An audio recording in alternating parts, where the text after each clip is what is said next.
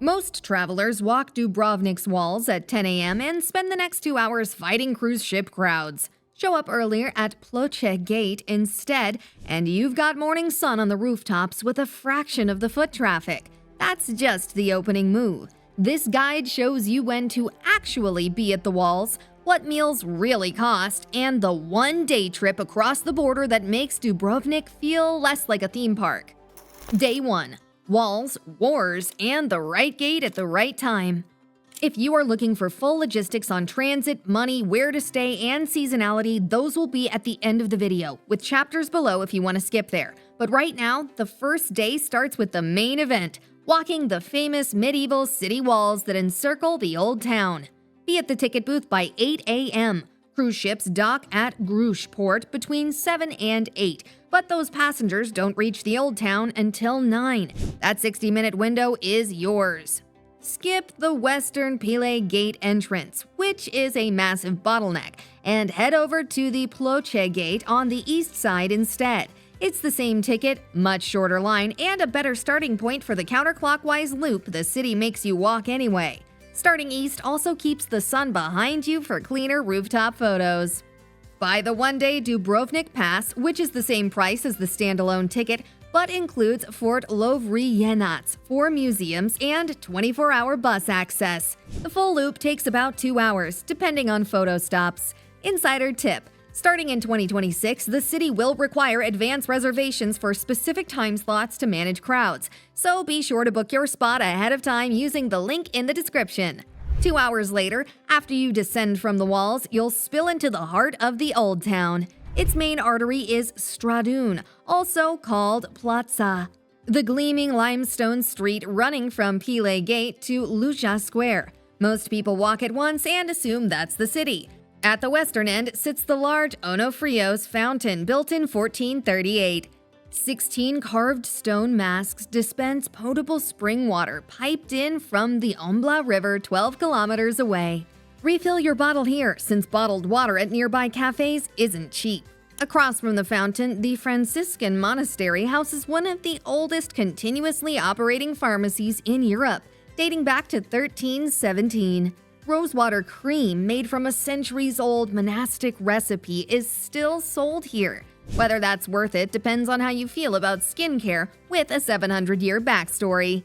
Keep walking toward Lucia Square until you hit Sponza Palace, which today houses the memorial room of the defenders of Dubrovnik.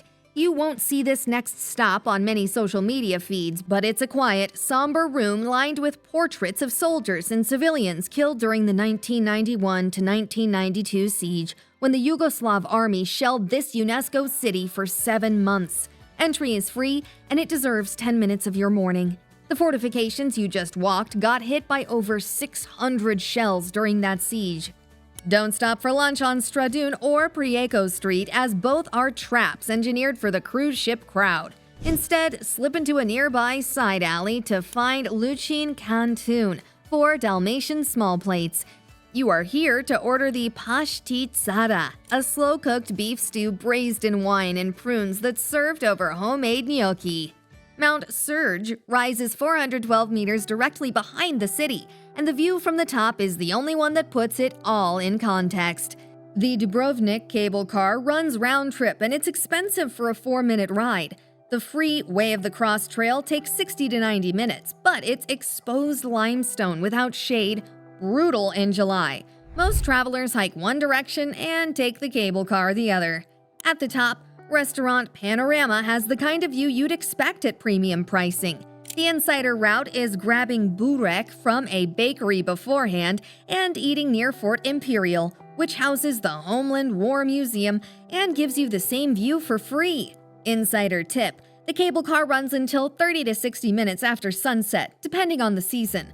Time the ride up for roughly 90 minutes before dusk for golden hour on the rooftops, the beautiful sunset, and the city lights flicking on across the old town below. By 7 p.m., the cruise passengers are gone, but the dinner crowd is rolling in fast, and Old Town restaurants can be aggressive on pricing. Take Bus 6 to La Pad and find Cave Bar More.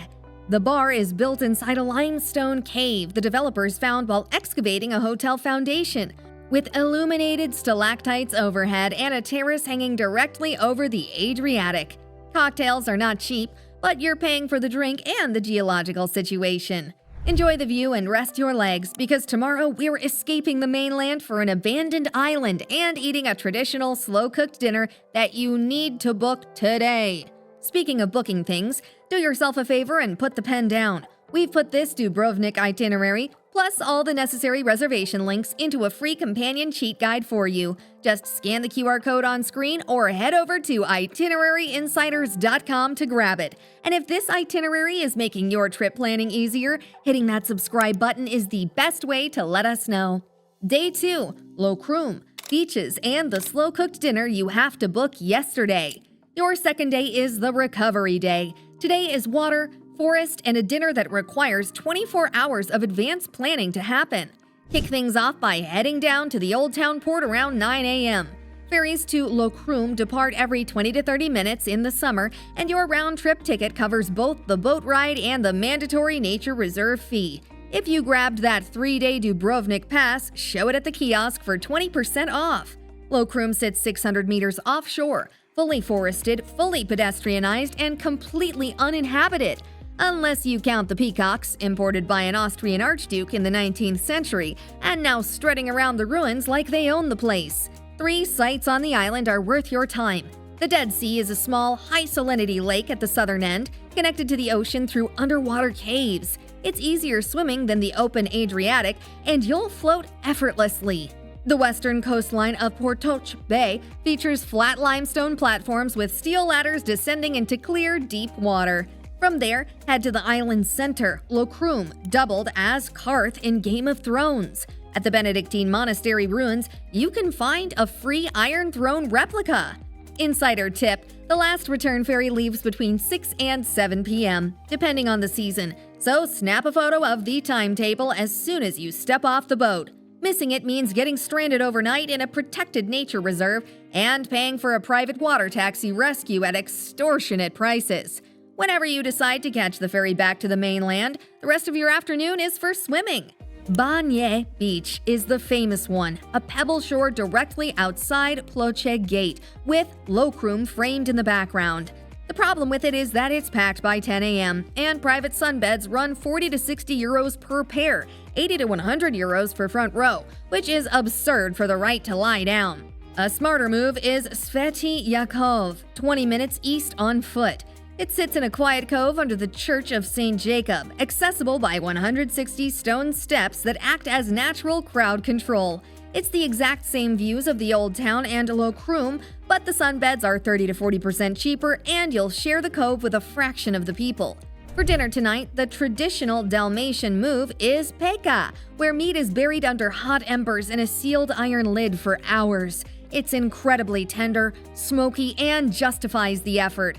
Just be aware, securing a Peka order requires a non-negotiable 24-hour advance notice. Konoba Dubrava in the village of Bosanka, a quick taxi ride up Mount Surge, is the rustic family-run spot to do it. The full Peka dinner with appetizers and wine is easily the meal of the trip.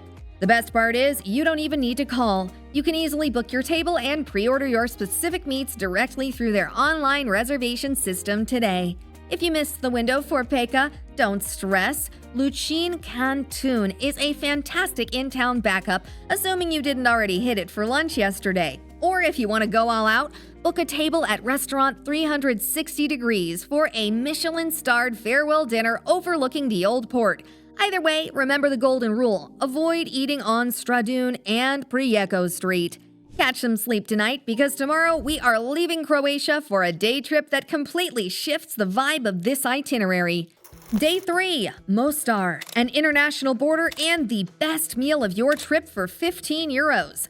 Let's get one major logistical hurdle out of the way first. You cannot do a Mostar day trip using public buses because the timetables simply don't line up. Your 2 options are renting a car or booking an organized day tour. Tours are the simpler option. Group coach tours sit at the budget end, and small group minibuses cost more for fewer passengers. Both pair Mostar with Kravice waterfalls, which is the right combination. Pass on any tour that adds Medjugorje because 3 stops in one day means more time on a bus than off it. The drive is about 3.5 hours each way and crosses the Neum corridor, a 9-kilometer strip of Bosnian coastline that briefly cuts Croatia in two. You'll cross 4 border checkpoints in a single day.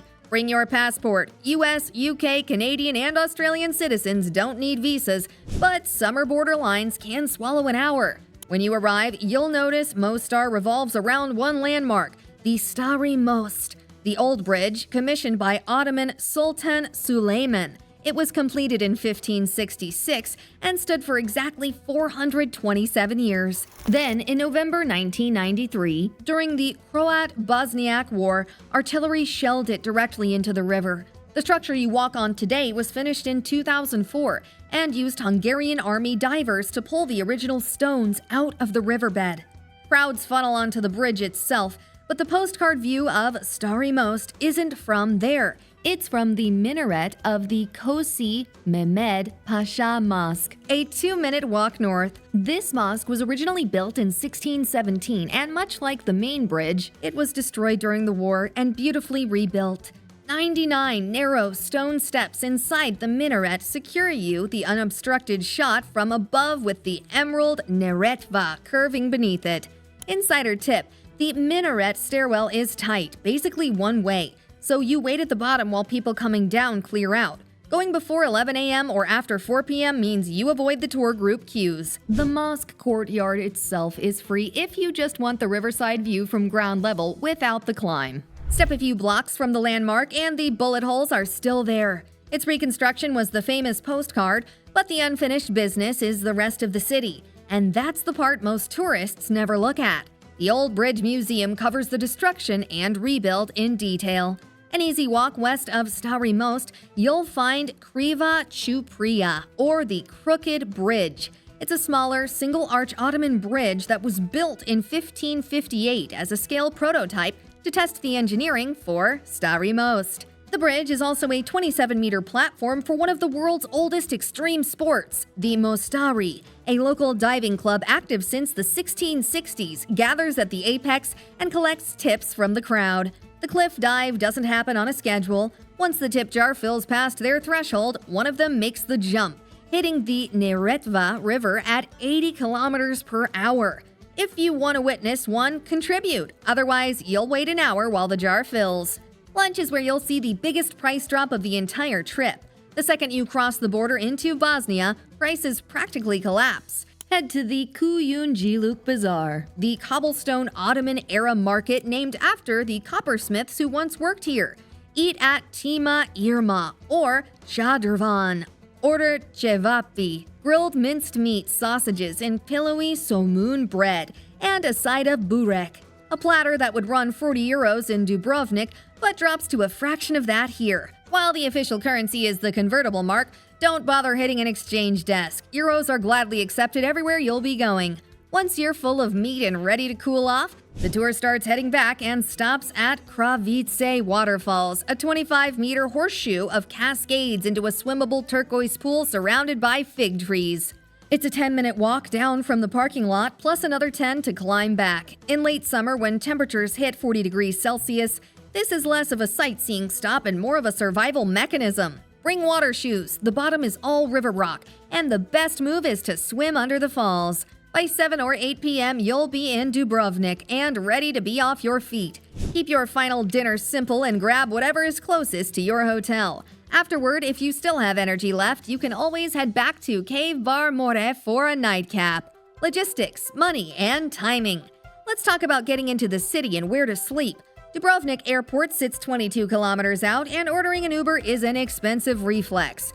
The official Platanas shuttle drops you right at Ploče Gate, while an Uber will run you significantly more for the exact same route. For your base camp, you have 2 distinct options. If you have the budget and want to step out of your lobby straight into Old Town Harbor views, Hotel Excelsior in Ploče is the premium move. But if you'd rather spend that cash on boat trips and Peka dinners, Hotel Lapad sits on the harbor of the Lapad Peninsula. It's significantly cheaper, much quieter, and Bus 6 runs frequently, dropping you directly at the city gates. Since Croatia switched to the euro in 2023, you'll notice Euronet ATMs blanketing the tourist everywhere. Avoid them. Not only do they charge a 4 to 5 euro access fee, but worse, they use dynamic currency conversion to mark up your exchange rate by as much as 13%. Always use machines attached to actual banks like PBZ, Erste, or OTP instead of the freestanding Euronets. And remember to select decline conversion and withdraw in local currency. As for when to take this trip, the absolute best window is late September into early October when the brutal summer heat is gone. The cruise traffic finally tapers off and the water is still warm enough to swim. Avoid July and August unless you enjoy having 4,000 cruise passengers in your photos.